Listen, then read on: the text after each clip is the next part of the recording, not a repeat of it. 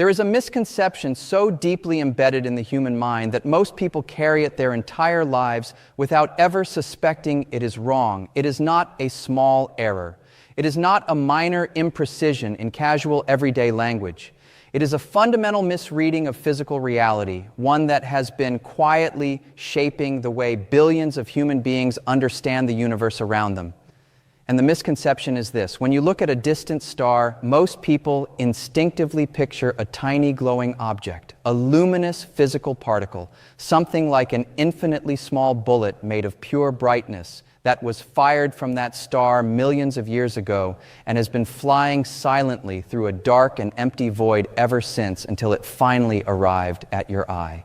That picture is not merely incomplete. It is, at its deepest geometric and mathematical level, entirely wrong.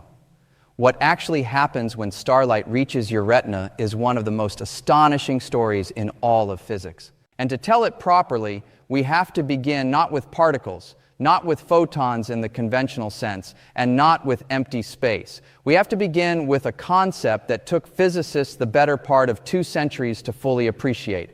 We have to begin with fields. The word field in everyday language suggests something soft, something passive, a meadow, or a background. In physics, the word means something far more radical. A field is a mathematical quantity that has a definite value at every single point in space and time. Not at most points, not at convenient locations. At every point, without exception, stretching across the entire observable universe and almost certainly far beyond it. The electromagnetic field is one such entity. It is not a thing that exists inside the universe the way furniture exists inside a room. It is woven into the geometric fabric of space itself. Remove all the matter, remove all the stars and planets and dust, remove every atom of hydrogen from the cosmos, and the electromagnetic field remains. It is not a byproduct of charged matter. It is a fundamental feature of reality, as basic and as inescapable as space itself. Now picture the following. Imagine an infinitely vast, perfectly tensioned sheet of black silk stretching without limit in every direction, lying flat and absolutely still across the entire universe. Every thread of that silk is connected to every neighboring thread with exquisite mathematical precision. The sheet is not moving. It is not vibrating. It is in a state of perfect geometric equilibrium, waiting. Now take your finger and pluck one single thread at one single point on that vast surface. Something beautiful and deeply instructive happens. A ripple travels outward from that point. It spreads across the surface of the silk in all directions, carrying energy, carrying geometric information, propagating with a specific speed determined entirely by the tension of the material. The ripple moves elegantly and powerfully across millions of points on that surface. And here's the part that matters most. Every individual thread of silk does not move horizontally. It does not travel. It simply oscillates up and down in its original position and then settles back to rest once the ripple has passed through it. The energy moved across the entire surface. The material did not. The thread that was plucked stayed in the same location it occupied before you touched it. What propagated across the silk was not matter. It was geometric disturbance. It was a mathematical pattern of coordinated oscillation, traveling through a medium that itself remained fundamentally stationary. That image is not a loose, poetic comparison. It is, with appropriate mathematical translation, a precise physical description of how light moves through the universe. The electromagnetic field behaves like that silk in a deep and non-trivial sense. When a charged particle, a proton, an electron, a whole assembly of vibrating matter inside a hot stellar core undergoes rapid acceleration or oscillation, it does not manufacture a tiny physical object and launch it into space. What it does instead is disturb the electromagnetic field in its immediate vicinity. It creates a local oscillation in that underlying geometric medium, a ripple that propagates outward at the speed of light, which is not coincidentally the speed of light because light is precisely that propagation. The speed of light is not the speed of some tiny projectile crossing empty space. It is the characteristic speed at which oscillations travel through the electromagnetic field, determined by two fundamental constants, the permittivity and permeability of free space, which describe the geometric properties of that field, the way tension and density describe the properties of the silk. When physicists in the 19th century developed the full mathematical theory of electromagnetism, the equations that emerged predicted a self-sustaining wave that could propagate through space without any material medium. An oscillating electric field generates an oscillating magnetic field at right angles to itself, and that oscillating magnetic field in turn regenerates the oscillating electric field. And this mutual geometric bootstrapping continues indefinitely, carrying energy forward through space at a constant speed. What those equations described was not a particle, it was a wave, a traveling disturbance in a field. An electromagnetic ripple propagating through the invisible mathematical fluid that fills all of space. Now enter quantum mechanics, and the picture becomes deeper and stranger and considerably more interesting. Quantum field theory, which is the language physicists use when both quantum mechanics and special relativity are taken seriously simultaneously, tells us something that radically transforms the way we think about particles. In quantum field theory, a particle is not a fundamental object. A particle is an excitation of a field. The electron field permeates all of space, and what we call an electron is a localized, quantized vibration of that field. The quark fields permeate all of space, and quarks are excitations of those fields. And the electromagnetic field permeates all of space, and what we call a photon is a quantized excitation of that field.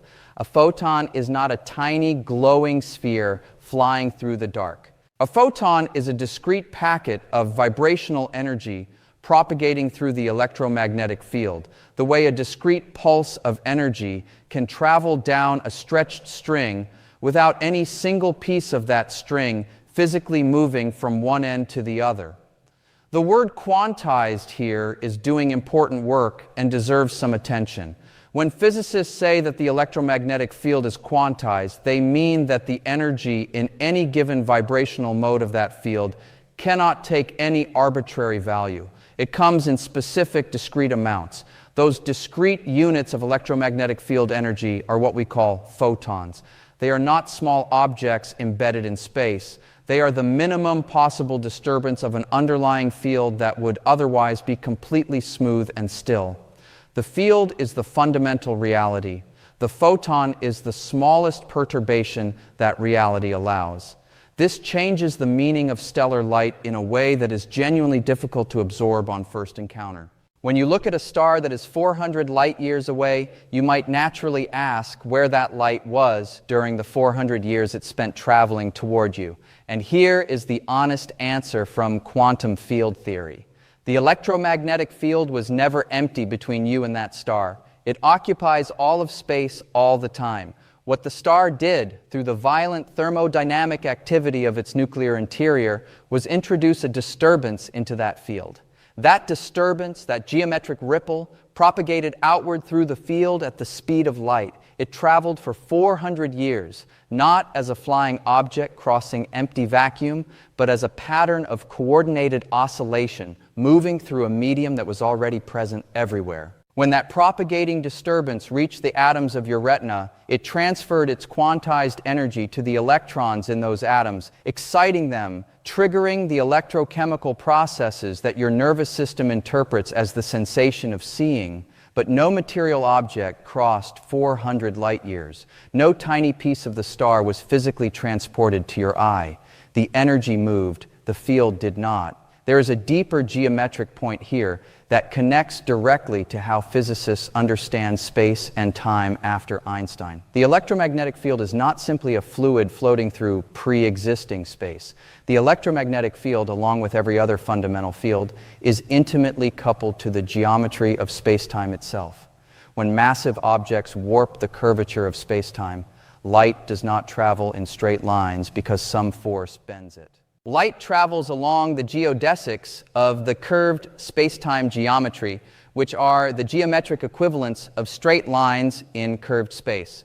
Light follows the curvature because its propagation through the field is governed by the geometry of the medium through which it moves, and that medium is inseparable from space-time itself. The bending of light around a massive star is not something happening to a tiny particle. It is the electromagnetic field responding to the geometric curvature of space-time, propagating its disturbances along the mathematically natural paths that curved geometry prescribes.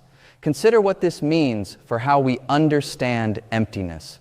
The region of space between two stars that appears completely dark and completely empty to human intuition is, in physical reality, not empty at all. It is filled with the electromagnetic field, with the electron field, with the quark fields, with the Higgs field, with the gravitational field, with every fundamental quantum field that exists. Space is not a void. It is an extraordinarily dense superposition of invisible geometric structures, all existing simultaneously at every point, all poised and waiting for a disturbance that might cause them to oscillate. What we call vacuum, what we mean by empty space, is in quantum field theory simply the lowest energy state of all these fields. It is the configuration in which all fields are as close to perfectly smooth as quantum mechanics permits. And even in that state, quantum fluctuations prevent perfect stillness.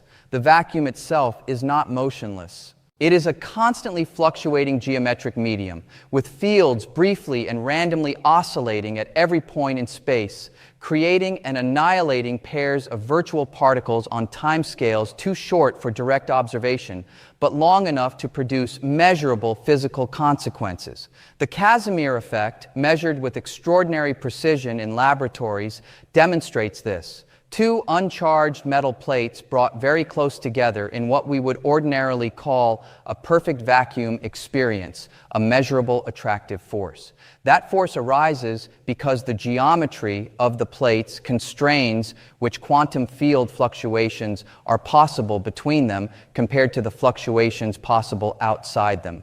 And that difference in fluctuation geometry produces a net pressure.